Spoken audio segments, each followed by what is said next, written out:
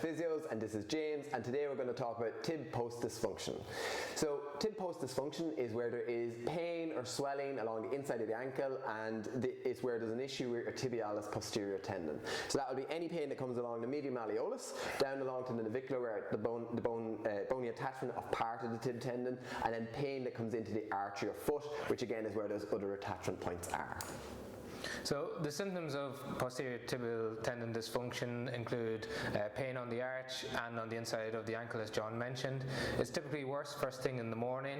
It's common in runners, and the pattern that we normally observe is that it's sore at the beginning of a run, eases as the tendon warms up, and then can be worse afterwards, particularly the following morning.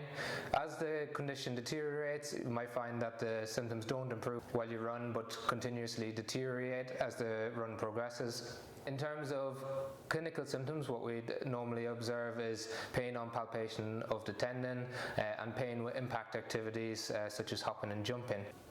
The causes of posterior tibial tendon dysfunction can be an adult-acquired flat foot.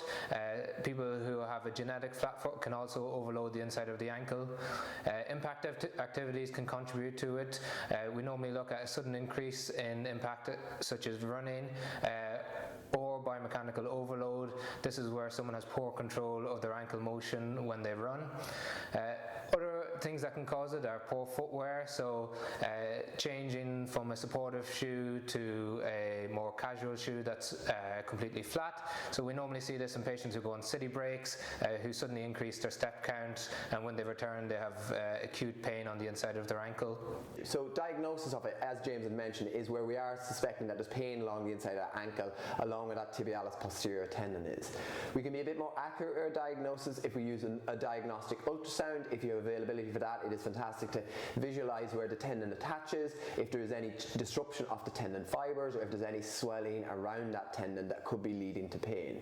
So there's different kind of injuries that we can split it off into. So we could be looking at a posterior tibial tendon tendinopathy, which is a disruption of the tendon fibers, or tenosynovitis, which is where there is swelling out on the outside of the tendon. So some of these will vary on how we manage it.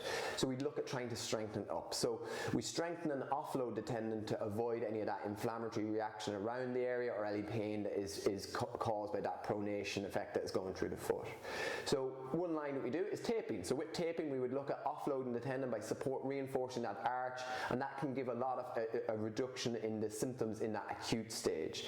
Another thing that we can do to try and offload that tendon is use tib post tendon brace, which we will link about in our below, as well as in the very, very acute patients we can really offload them by putting them into a moon boot, which really stops any irritation of that tendon and allows it to really calm down. Once we calm down the tendon, then we look at trying to strengthen it up and improve its function. So we look at strengthening the intrinsics of the foot, so we look at strengthening flexor hallucis longus, we'd look at specific strength exercises for that tibialis posterior tendon. That would be starting off in a non-weight bearing scenario where you're trying to just strengthen it in isolation, and then getting into weight bearing where we would try and strengthen it in standing, and progressing that through the stages to try and improve you into single leg calf raises, into some single leg hopping, double leg hopping maybe first, and then trying to return you back to your normal activity, if that is running or walking, depending on what it may be. For those of you who are runners, we often look at a running gait analysis to see if you're overloading your tibialis posterior tendon. Treatment methods can include altering how you run, so that might be increasing your cadence, or sometimes we look at changing your footwear. A stability trainer can be enough to reduce the amount of pressure that goes through the inside of your ankle, or in severe cases we might look at putting an insole or a custom insole, and that just involves tilting the ankle outward, which offloads the posterior tibial tendon.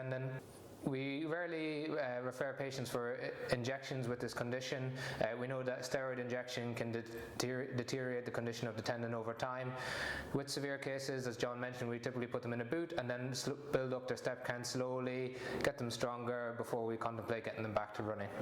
So in summary, if you're suffering from tib post tendon dysfunction or pain, it will be pain along the inside of that foot, and you're looking to try and offload the tendon, get the pain settled down, and then start to build back up the strength. If you are suffering from this, or you have any questions, give us a comment below and we'll hopefully be able to get back to you.